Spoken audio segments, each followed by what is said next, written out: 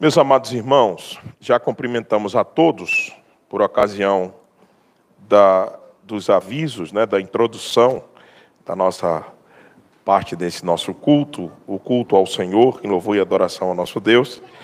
E por isso nós estamos muito felizes de podermos adorar o Senhor com os amados irmãos, glorificar o nome do Senhor. E eu convido a você que abra a sua Bíblia, a palavra do Senhor, na segunda carta que escreveu o apóstolo Paulo aos Coríntios, capítulo 4, versos 7 a 15. 2 Coríntios, capítulo 4, versos 7 a 15. 2 Coríntios 4, 7 a 15. Convido a você a atentamente ouvir a leitura do texto sagrado e com reverência orarmos ao Senhor, pedindo a Ele, em espírito de oração, que nos revele a sua palavra. Vamos então, hoje nós vamos tratar sobre a nossa vida depende de Deus. É sobre isso que nós vamos pensar, à luz deste texto de 2 Coríntios, capítulo 4, verso 7, o poder de Deus é quem segura, é quem sustenta a nossa vida, é isso que nós vamos tratar. A nossa vida depende de Deus. Então, leiamos o texto. Temos, porém, este tesouro em vasos de barro, para que a excelência do poder seja de Deus, e não de nós.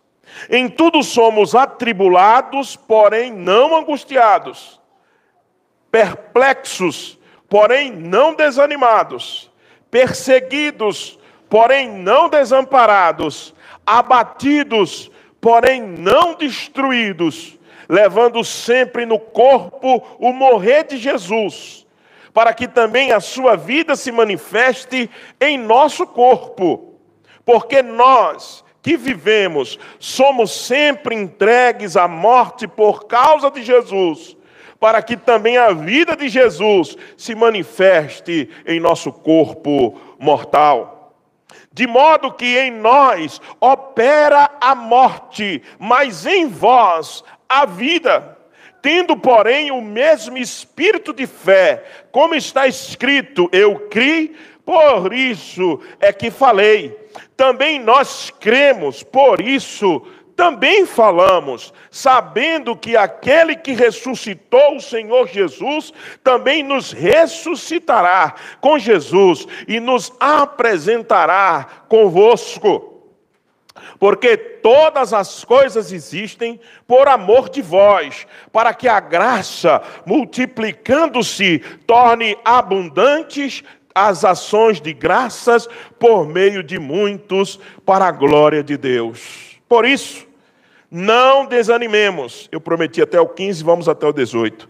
Por isso, não desanimemos. Pelo contrário, mesmo que o nosso homem exterior se corrompa, contudo, o nosso homem interior se renova de dia em dia, porque a nossa leve e momentânea tribulação produz para nós eterno peso de glória, acima de toda comparação, não atentando nós nas coisas que se veem, mas nas que se não veem, porque as coisas que se veem são temporais, e as coisas que se não veem são eternas.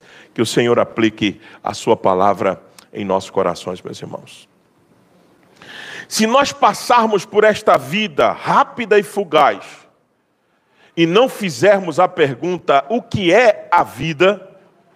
Ou qual o propósito de nós existirmos, não passamos por esta vida. Apenas voamos, passamos sem nenhum tipo de reflexão e sentido. E quem se aventura nessa tarefa pode encontrar resposta, sobretudo nós, aquele que dizemos que temos o Espírito de Deus, daqueles que se dizem que têm a mente de Cristo, sobretudo nós, aqueles que fomos regenerados, sobretudo nós, aqueles que tiraram as escamas dos nossos olhos e o nosso coração de pedra foi arrancado e dado um novo coração que pulsa agora por fazer a vontade de Deus. Se nós nos aventurarmos, nós esses, que temos a luz de Cristo na nossa mente através do seu Espírito, se nós nos aventurarmos a essa pergunta, podemos encontrar respostas que não nos agradaremos. Por que eu existo? Por que eu vivo? São perguntas difíceis e precisam de respostas honestas. As situações das nossas vidas nos levam a pensar sobre isso. E quando nós refletimos, muitas vezes reclamamos muito, murmuramos muito, sentimos incômodo com tudo e com todos. O clima muda, nos incomoda. As pessoas nos cumprimentam, nos incomoda. Se ela não nos cumprimenta, nos incomoda. Se o Brasil tem um cenário mais positivo, nos incomoda, menos positivo, nos incomoda. Então, parece que nós vivemos sempre incomodados pelo sentimento de queda que existe ao nosso redor. É ou não é assim? Qual foi a última vez que nós nos encontramos totalmente satisfeitos que dissemos assim para nós mesmos? Olha, Senhor, estou tranquilo, eu não tenho mais nenhum projeto em desenvolvimento, eu só tenho um projeto, querer ver a Tua glória. Quando foi a última vez que você se sentiu assim? É um incômodo da corrupção do nosso corpo, é um incômodo da corrupção das pessoas, é a doença que existe, é o problema financeiro, é o problema na casa, é o problema da mãe, é o problema do pai, é o problema da nação. Nós estamos sempre incomodados. Sempre com aquele sentimento de que, meu Deus, nunca tem um pouquinho de paz. O quanto antes nós aceitarmos o fato de que nossa vida não depende das coisas que a gente vê. O quanto antes nós não aceitarmos o fato de que nossas vidas não dependem das coisas que experimentamos nessa terra. O quanto antes nós entendermos que nossa vida depende unicamente do poder de Deus, nós não vamos encontrar paz nessa existência. Quanto antes a gente se render à evidência clara e pura de que nós não temos controle absolutamente nenhum sobre nossa existência, quanto antes nós nos rendermos ao fato de que nós precisamos entregar-se completamente ao viver de Cristo Jesus, quanto antes nós não fizermos isso, nós pereceremos coisas que nós não precisávamos enfrentar. Quanto antes aceitarmos o fato que a nossa vida depende de Deus, para tudo, nós vamos viver melhor. Vamos ver isso na passagem de hoje. O apóstolo Paulo está escrevendo isso lá, 2 Coríntios. Uma igreja dificílima. Uma igreja que apresentou na sua primeira carta muitos problemas. Problema de divisão no meio dela. Um grupo era de Paulo, outro grupo era de Cefas, um grupo era de Apolo, um grupo era de Cristo. Uma igreja que tinha problemas na sua liturgia cultica, no seu culto. Uns queriam falar em línguas, outros não entendiam. Uns queriam se levantar e decretar e determinar, e outros não compreendiam aquilo. Era um problema litúrgico. Uns queriam usar o véu, outros não queriam usar o véu. Uma igreja realmente complicada. Mas na segunda carta, o apóstolo Paulo não trata os problemas da igreja. Na segunda carta, o apóstolo Paulo defende o seu ministério. Defende o seu serviço ao Senhor. Ele precisa dizer aos coríntios quem ele é. Ele precisa ser chamado de novo de apóstolo. Ele precisa apresentar as credenciais apostólicas. E ele disse, eu faço isso com constrangimento, porque vocês colocam meu ministério à prova. Eu não gostaria de estar dizendo quem eu sou. Eu não gostaria de estar relembrando a vocês quem eu sou. Mas vocês me obrigam a isso. O apóstolo Paulo está aqui em 2 Coríntios, mostrando suas credenciais apostólicas. Tanto é que no capítulo 4, que nós começamos, como é que está o primeiro verso? Pelo que tendo este ministério. Quem é que tem esse ministério? O apóstolo Paulo. Segundo a misericórdia que nos foi feita, não desfaleçamos. Porque é isso que estava acontecendo. O apóstolo Paulo estava sendo pressionado. E ele diz, eu não vou desfalecer. Porque o ministério que eu tenho é dado por Deus. E nessa passagem, especificamente, apesar de estar, temos que ter isso em tela, apesar de estar defendendo o seu ministério, apóstolo Paulo traz verdades que são verdades no ministério dele, mas é verdade para a igreja de Cristo. Veja só se não é. Aqui o apóstolo Paulo vai tratar sobre o propósito da vida. E que esse propósito da vida dele como ministro e o propósito da vida de todo servo de Deus é provocar nos outros ações de graças e glórias a Deus. Sua vida tem um propósito, sua vida tem um ideal, produzir nos outros ações de graças e glórias a Deus. Isso vai fazer com que você encontre-se com a tal felicidade tão buscada. Essa é a proposta da passagem. Mas não. Sabe por que isso é muito difícil a nós? Porque nós queremos inverter, nós queremos que os outros nos sirvam. Nós queremos que as pessoas nos sirvam. Nós queremos que a vida nos sirva. Nós queremos que o dinheiro nos sirva. Nós queremos que os bens e as influências possam estar à disposição de mim, e não os meus bens, minhas influências, à disposição dos outros. É o contrário. Nós estamos numa rota de colisão. Quem se encontrou com Jesus Cristo está em rota de colisão com o que esse mundo diz que é viver. Nós precisamos entender isso. Enquanto a gente não entende que nós estamos numa contramão, o fluxo do mundo está vindo num sentido e nós, como cristãos, estamos indo em outro. O mundo diz, não espere, faça agora, não espere acontecer, vá para cima, determine, faça, você pode. O cristianismo diz assim, você pode mesmo. Desde que Deus age em você, você pode mesmo. Sabe o quê? Se dá pelo outro. Não fazer a sua hora, mas talvez fazer a hora do outro. Não fazer a sua glória, mas fazer a glória de Deus. Isso é visões antagônicas. Quem se encontra com Cristo tem que entender que está na rota de colisão desse mundo. Está em choque. E é isso que Paulo vai mostrar aqui. Então vamos às primeiras lições dessa passagem. Primeiro, entenda, nosso viver no corpo depende do poder de Deus. Veja o verso 7.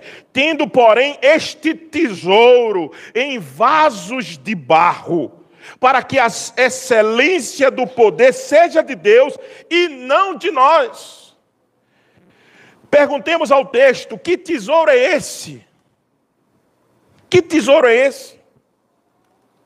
Veja o verso 6, e você vai ver que tesouro é esse. Porque Deus, que disse, das trevas resplandecerá a luz, de mesmo resplandeceu em nossos corações, Ele mesmo resplandeceu em nossos corações para a iluminação do conhecimento da glória de Deus na face de Cristo. Que tesouro é esse? A glória de Deus em nós. Nós, os que fomos salvos, resgatados das trevas para a maravilhosa luz, agora carregamos a glória de Deus em nós. Por que o Senhor disse que esse tesouro é a glória de Deus? Primeiro pelo verso 6, depois pelo verso 17, do final do capítulo 4. Olha lá na sua Bíblia, verso 17. Porque a nossa leve e momentânea tribulação produz para nós eterno peso de quê? De glória de Deus em nós. Esse tesouro do verso 7 é o tesouro que nós carregamos na nossa vida. A nossa vida no corpo é para a glória de Deus. A nossa vida no corpo é a glória de Deus em nós. E é, sobretudo, meus irmãos, dependente do poder de Deus. Veja, para que a excelência do poder seja de Deus e não de nós.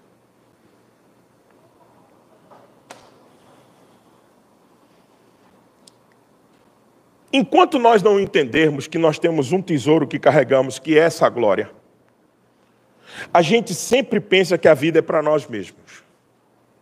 Deus não nos criou para nós mesmos. Deus não nos criou para o nosso próprio deleite. Deus lhe criou e me criou para Ele. Você não tem direito sobre sua vida. É isso que eu queria ser mais claro possível. Talvez essa seja a frase que cabe aqui. Você não tem direito sobre sua vida. Que é isso, pastor? Isso é um absurdo. A gente está lutando por liberdade, a gente está lutando por novos ideais, a gente está lutando por um espírito mais livre. O Senhor disse que nós não temos direito sobre nossa vida. O crente não. O servo de Deus não. O servo de Deus é cativo à vontade de Deus. O servo de Deus é preso a Cristo. E isso não é a nossa prisão, é a nossa liberdade. Isso não é a nossa prisão. O fato de estarmos submetidos à vontade, o fato de estarmos entregues a Deus, isso não é a nossa prisão, é a nossa libertação. Quando esse mundo diz, vocês precisam ser livres, eles estão dizendo assim, sejam distanciados de Deus, fujam de Deus. Eles estão indo para a prisão do seu tempo. Agora, quando nós estamos dizendo, volte-se para Deus, seja cativo a Deus, faça a vontade do Senhor, nós estamos sendo libertos desse tempo. Isso é a nossa liberdade, meus irmãos. A nossa liberdade é poder dizer, eu não quero seguir o rumo desse mundo, eu quero seguir aquilo que Deus fez para mim. Eu quero seguir aquilo que Deus encaminhou para a minha vida. Essa é a nossa glória. É a glória dele em nós. É a nossa libertação. Aí eu vejo o crente querendo ser escravo desse tempo, escravo do dinheiro, escravo de posse. Meus irmãos, nós fomos resgatados da nossa fútil, inútil maneira de viver. Diz 1 Pedro, abra lá. 1 Pedro, capítulo 1, verso 18, foi o verso da nossa lição. Hoje de manhã, um dos versos da nossa lição lá na nossa classe dos homens, dirigida pelo nosso presbítero Rodrigo. Veja, nós fomos resgatados da nossa fútil, inútil, desprezível vida que nós tínhamos antes. É o texto dizendo. É a palavra de Deus dizendo que em Cristo nós fomos libertados de uma maneira de viver ruim. Aí eu vejo o crente querendo voltar para aquela maneira, querendo viver preso àquela maneira. Eu, muitas vezes, às vezes, lutando comigo mesmo, as minhas lutas internas, querendo ir para outro tipo de vida. Não, nós temos a glória da vida em nós. Nós temos a glória de Deus em nós. E isso por quê? Porque nós temos poder? Não, não temos poder nenhum. É para que o poder de Deus seja visto em nós, e não o nosso poder em nós mesmos. Essa é a ideia que o apóstolo Paulo está trabalhando aqui nesse texto tão difícil e tão profundo. E ele continua. Então a primeira coisa que nós precisamos aprender é que nossa vida, nosso viver no corpo, é o poder de Deus. É bom para nós que vivamos dependendo dele. É bom para nós que vivamos escravos dele, porque aí seremos livres. Porque nós seremos livres da nossa fútil maneira de viver. Então vamos para o próximo ponto aqui do texto. É que a vida de Jesus se manifesta no nosso corpo. Isso é outra glória. E a gente tem isso como ruim. Eu tenho a impressão que a gente às vezes não entendeu, muitos de nós ainda, inclusive eu, não entendemos a profundidade de afirmações como essa que o apóstolo Paulo vai fazer. O apóstolo Paulo vai dizer o seguinte, olha, a vida de Jesus no nosso corpo é para morrermos para essa vida e para vivermos uma nova vida. Veja o que ele diz lá. Em tudo somos atribulados. É verdade. Essa vida é difícil, cheia de tribulação. Porém não angustiados. Perplexos, porém não desanimados, perseguidos, porém não desamparados, abatidos, porém não destruídos, levando sempre no corpo o quê? O morrer de Jesus, para que também a sua vida se manifeste aonde? No nosso corpo. Para que eu tenha vida, eu preciso morrer. E por que então as nossas tribulações, angústias, sofrimentos? Por quê? Para que essa morte do velho homem aconteça. Nós não morreremos para a vida que tínhamos e viveremos para uma nova vida, se não for por meio de tribulações, angústia e sofrimento. Aí você quer evitar o caminho que te levará à vida. Ah, pastor, eu não gosto de sofrer. Deus me livre de sofrer. Quem é que gosta de sofrer? Ninguém. Ninguém aqui é masoquista. Agora, só que tem o seguinte: é o caminho das nossas perseguições, tribulações, que vai produzindo vida. E vida na dependência de Jesus. Aí eu quero me afastar de sofrimento.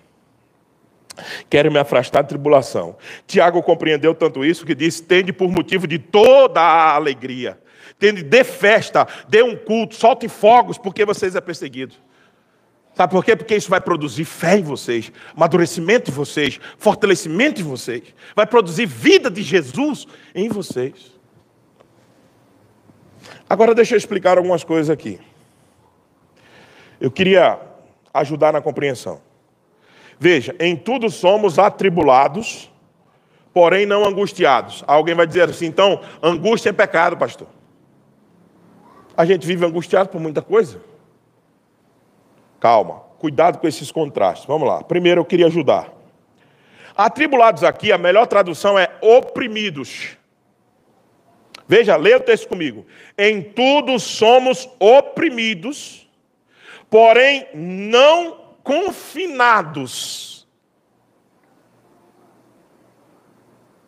Mas, pastor, o texto está dizendo angustiado. Mas a melhor tradução para que você não incorra em erros graves de interpretação é que esse termo aí é um termo melhor traduzido por confinados, presos.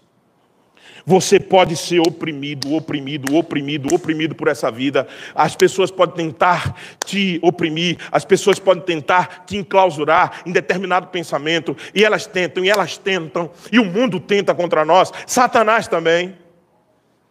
Só que jamais seremos presos a essas opressões.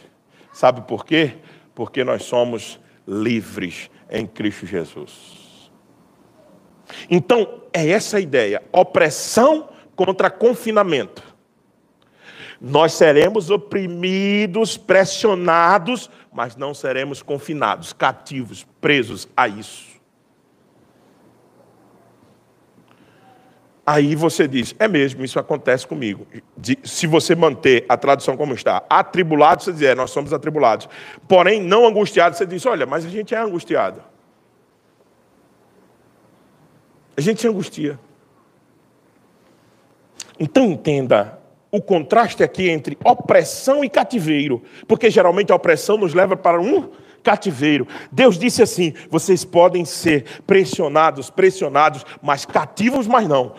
E o cativeiro geralmente cria uma grande angústia. Então vocês não mais serão angustiados por causa do cativeiro, porque eu libertei vocês do cativeiro. Mas, pastor, não tem nenhum indício que aponta para essa frase final do Senhor: eu libertei vocês do cativeiro. Não há? Claro que há, porque veja, observe que o verso 10 diz: levando sempre no morrer de Jesus, para que também a sua vida seja manifesta em seu corpo.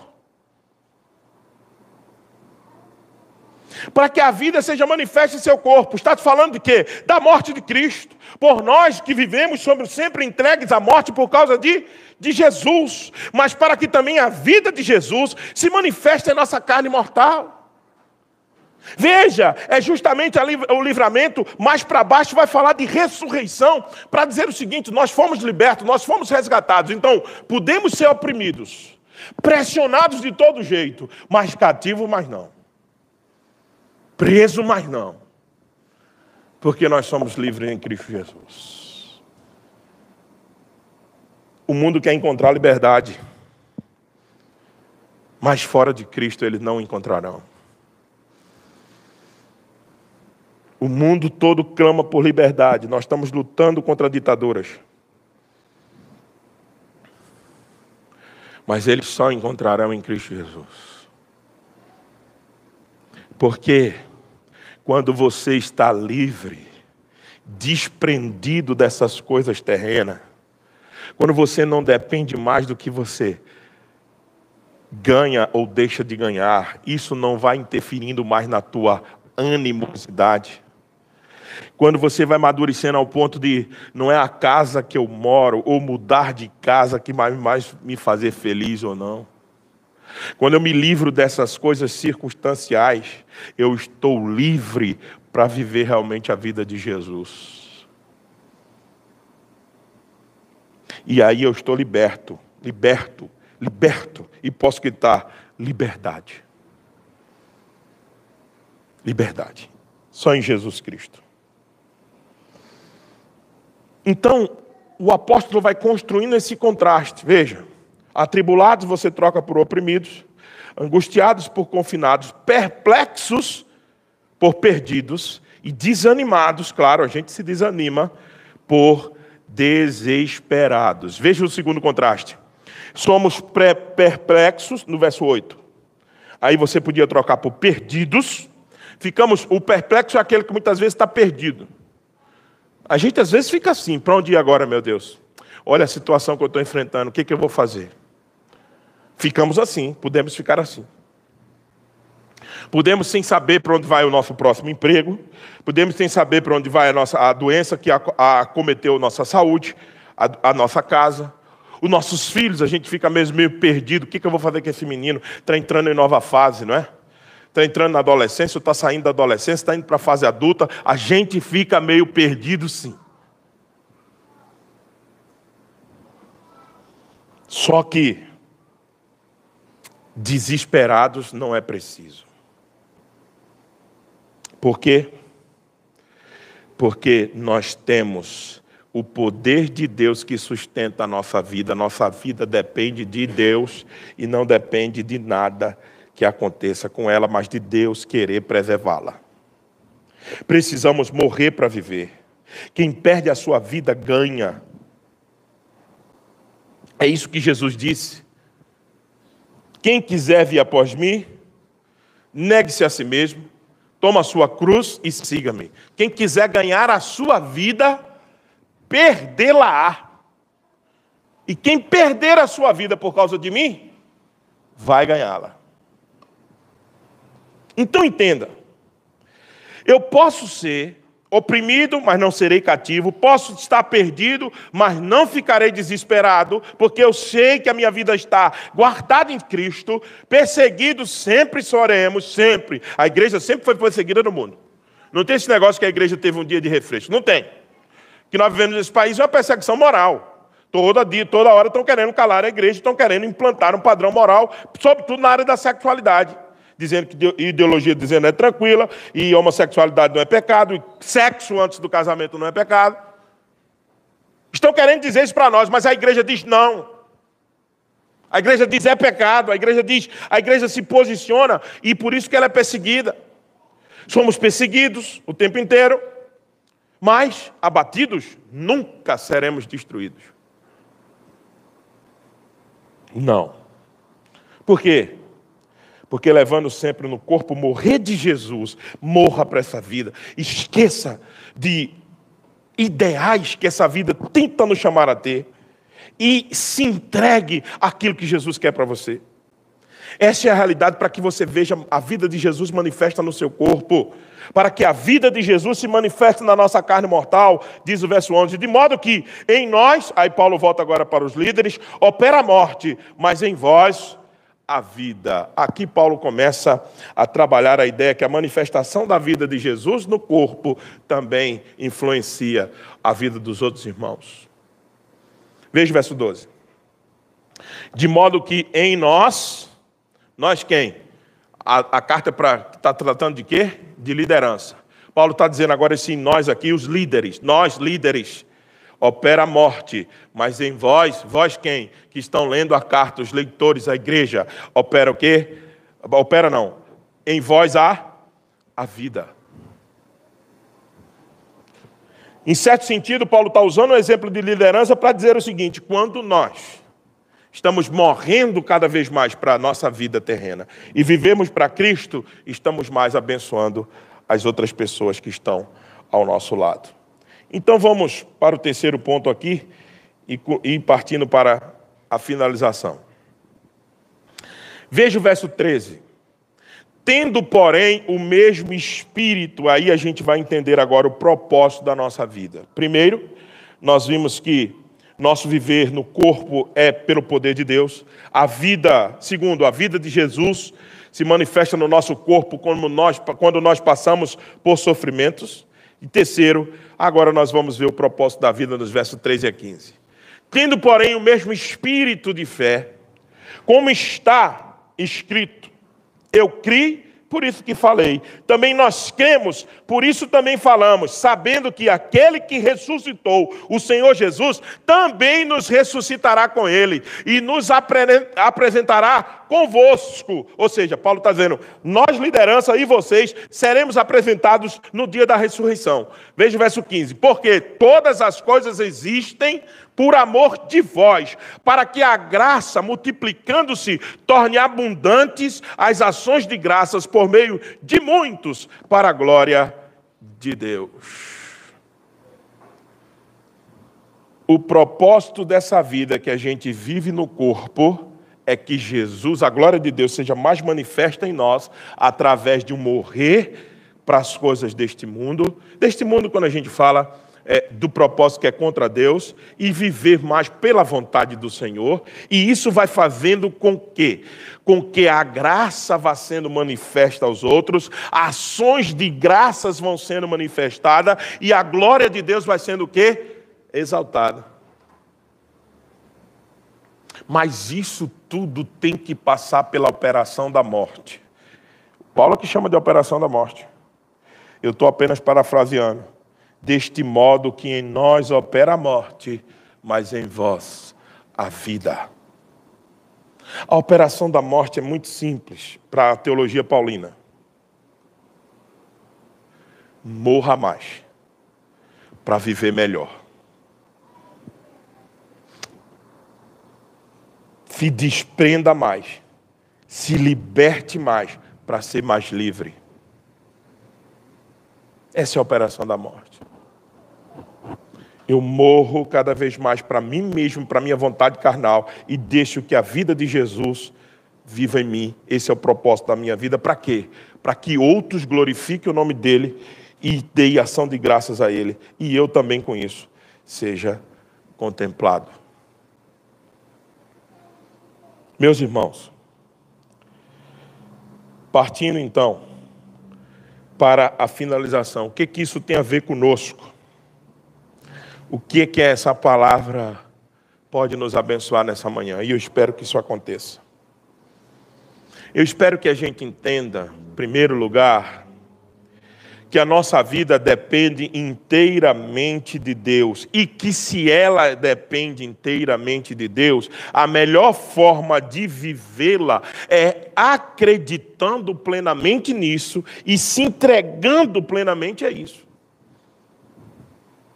Porque de outra sorte, nós vamos estar não em choque com a rota do mundo. E aí você vai mudar a rota e chocar contra a rota do mundo, e você vai agora chocar-se contra a vontade de Deus. Eu prefiro a primeira opção.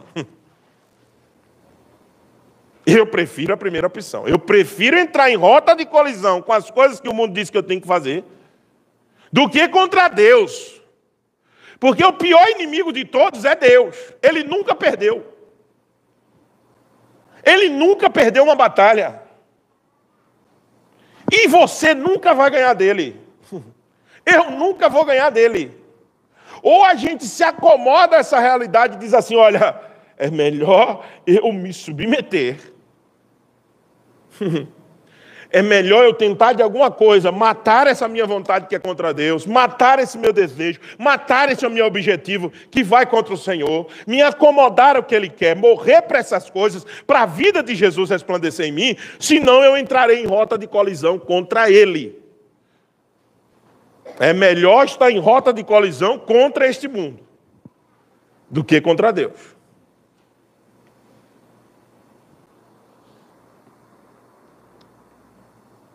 E aí, a segunda coisa é a mesma palavra que Paulo usou lá no primeiro verso. Como é que ele disse? Do verso capítulo 4, olhando para o contexto mais amplo. Pelo que tendo este ministério, segundo a misericórdia que nos foi feita, não desfaleçamos. É difícil, está difícil algumas coisas, está. Sempre tem alguma coisa que nos traz perturbação, sempre. Sempre tem alguma coisa que a gente precisa resolver. Infelizmente, neste mundo de queda é assim. Jesus não nos enganou. No mundo tereis aflições. Ele não amenizou para nós. Ele disse, mas ele disse também, tenha bom ânimo. É isso que o apóstolo Paulo está dizendo assim. Por isso, não desanimamos. Não se desanime. Não se desanime, pelo contrário, mesmo que o nosso homem exterior se corrompa, verso 16, contudo, nosso homem interior se renova de dia.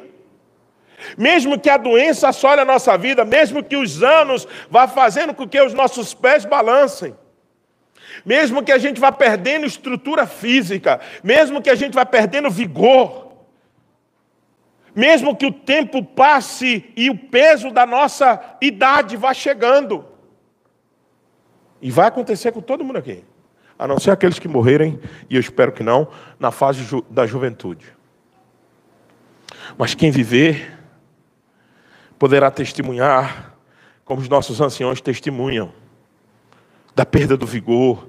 A cabeça está boa, a cabeça está cheia de pensamento, mas o corpo não tem respondido mais. Nosso homem exterior vai se corromper. Nós vamos ter dificuldades.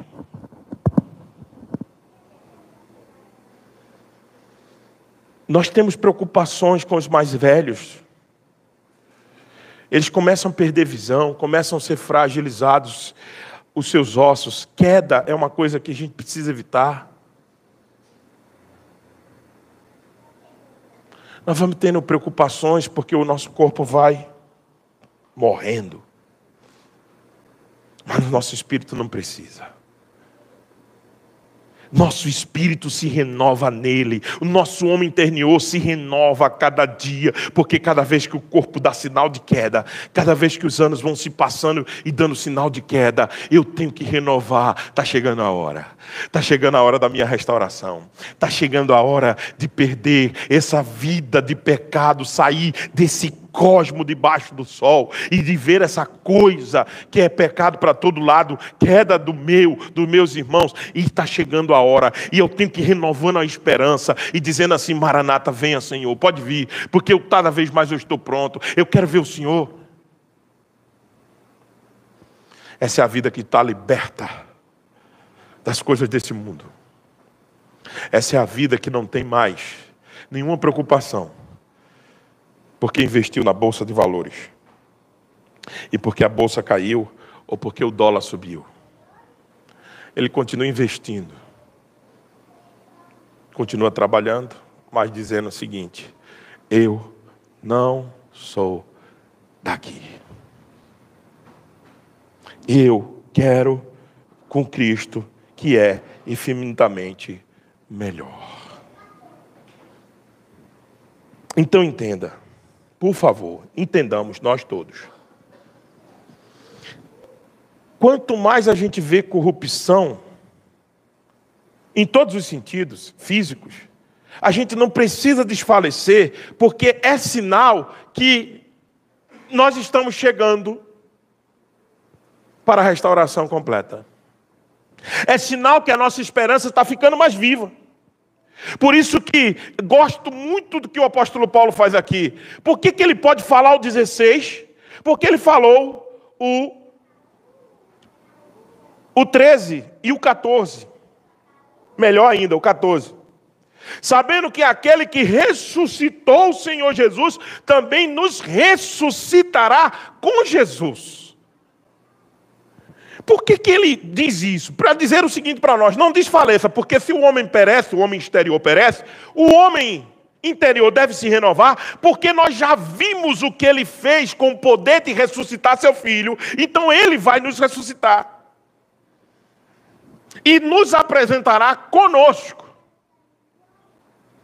Então a ressurreição é o fator que mostra claramente que nós podemos não desfalecer e podemos entender o verso 17.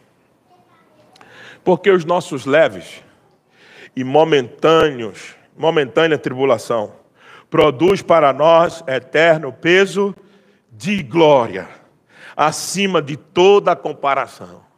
Nossos leves e momentâneos sofrimentos produz para nós eterno peso de glória acima de toda comparação.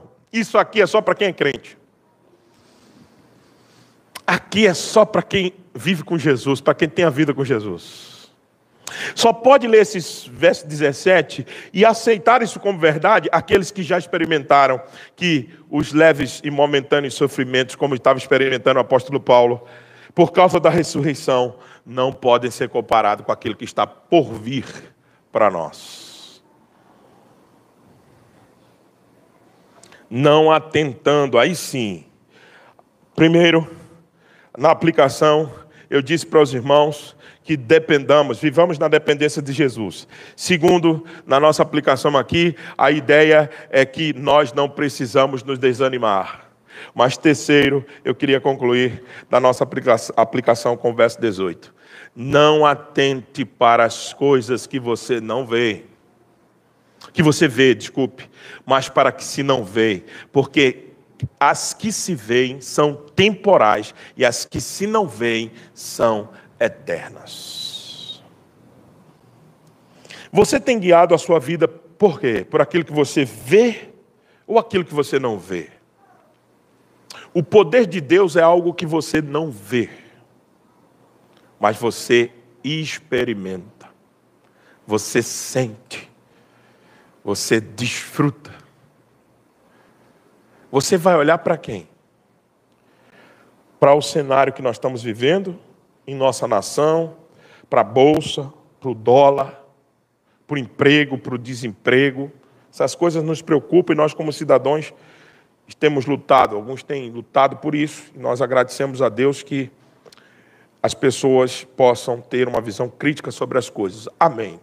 Amém. Não tem problema quanto a isso. Mas as coisas que a gente vê não pode guiar a nossa vida. Quem guia a nossa vida é as coisas que a gente não viu ainda. Ou experimentamos e não vemos. Essas coisas é que tem que guiar a nossa vida. Por exemplo, o poder de Deus que eu acabei de dizer. Sente com alguém, faça esse teste e peça para a pessoa descrever a vida dela. Até o dia de hoje.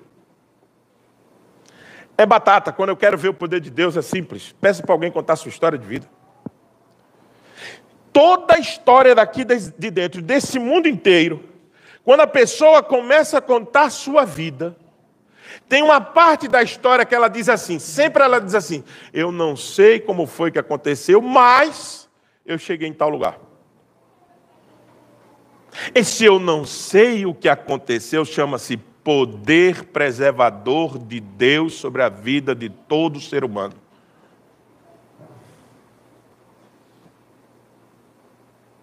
Recentemente, estava jantando eu, meu pai e um amigo dele. E um amigo meu também. E eu disse, conta a sua vida. Ele começou a contar. Chegou uma hora que ele não sabia descrever uma parte. E ele começou a se emocionar e chorar. Eu disse, está vendo porque eu pedi para você contar a sua vida? E meu pai falou, pai, por que você perguntou? Eu acho que meu pai achou meio agressivo, né? Eu queria um gancho para pregar o evangelho para ele. Então, eu tinha uma saída. Era perguntar sobre a vida dele. Porque aí, na hora que ele disse que ele contou alguma parte da vida dele, ele não entendeu.